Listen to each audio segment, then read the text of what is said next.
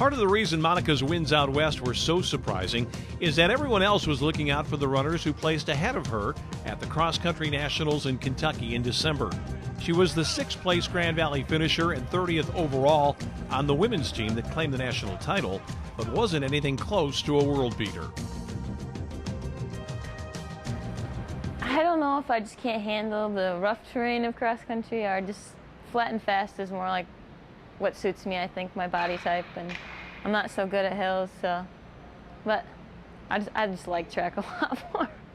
I don't know. She's always been a better track runner than she's been on the cross country course. In a controlled indoor environment, though, Monica is tough to beat. In New Mexico, racing at altitude, she turned in one of the top mile times in the country this year, hitting the tape in 4:44.41. Most surprisingly was the way she won with relative ease, leading both Monica and Jerry Baltus to believe there might be more good things ahead. Neat story, the girl that I believe was second in the mile, Skirta from Mesa State, actually said to her after the meet, "What happened to you in cross country? Why weren't you better in cross country?" You know, and that was actually a pretty solid race for Monica at the national championship. Monica could have answered that she's at her best when she has a roof over her head, like at school, where she's a 4.0 student majoring in biomedical sciences. Right afterwards, I was just excited because I knew we had 2 other girls in it, Eileen and Becca. I thought Becca was in 9th coming around the corner when I turned around, but she was really in 8th, so I just wanted her to be able to get All-American and get top 8. So I didn't even realize until we all got emotional at the end, all 3 of us hugged, and then we realized that we had done pretty well. In her second race near the end of the meet, Monica laid back slightly off the lead for lap after lap, trailing the pace setter Neely Spence of Shippensburg of Pennsylvania. With her coaches monitoring her progress, Monica dropped the hammer a few hundred yards from the finish line. The plan was just kind of sit and see how I felt and not be the one to take it out or take the lead.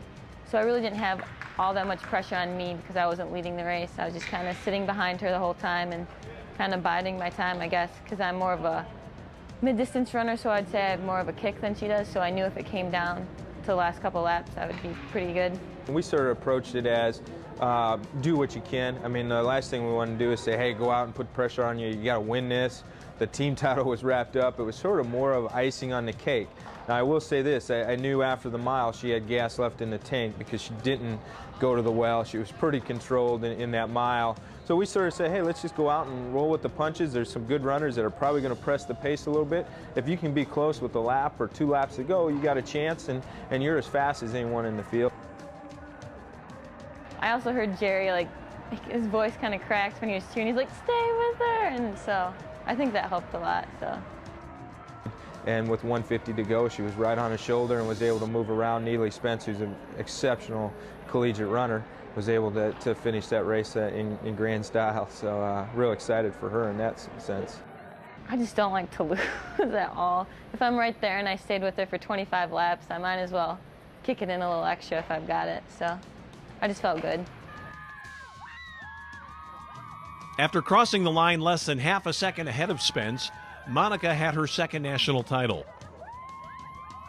When she completes her undergrad work, she hopes to become a nurse, but right now her coach says she's on the cusp of being recognized as one of the top college distance runners in America, and not just in Division II.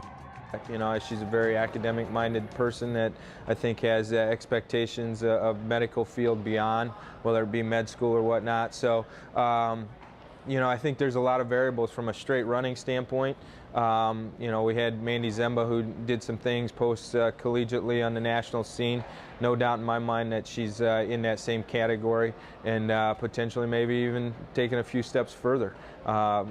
She's broken Mandy's record in the mile and the 3K, so no doubt she's in the same class of what Mandy was, and who knows? I mean, we're just going to take it one day at a time and one step at a time and see where each week leads us and keep getting a little bit better every step of the way.